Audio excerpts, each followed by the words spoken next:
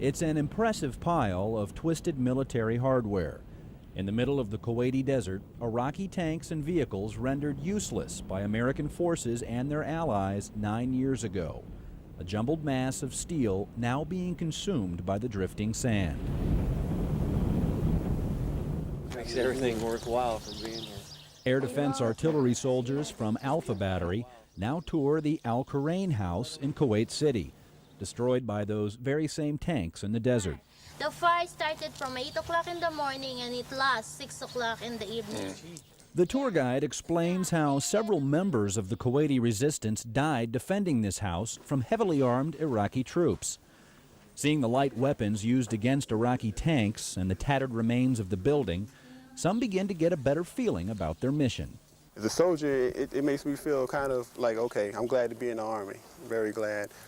But also sad that I couldn't be over here somehow to prevent this from happening. I mean, I see how important it is now to be in the Army to protect the people of countries like this. Wow, there was no holds barred, huh? At the POW Museum, soldiers look at photographs of 605 Kuwaitis missing and believed held captive in Iraq. First wave of the Iraqi 350,000 stormed the city. Mr. Bedr Khaled manages the museum and was with the Kuwaiti resistance during the war. 25 men, 20 men raped one woman, slashed her throat.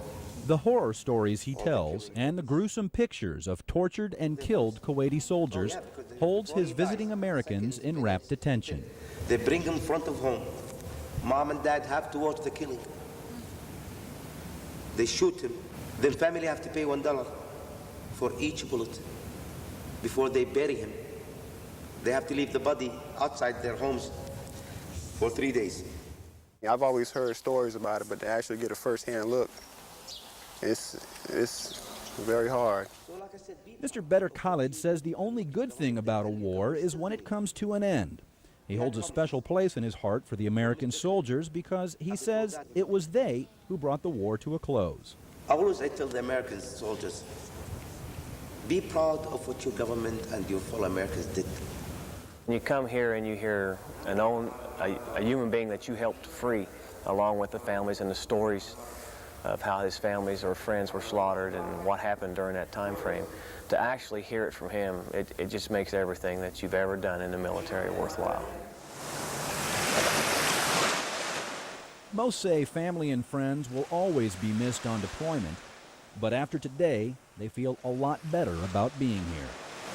I'd do it again in a heartbeat. In Kuwait, I'm TV5's Robert Buchwald, AFN News.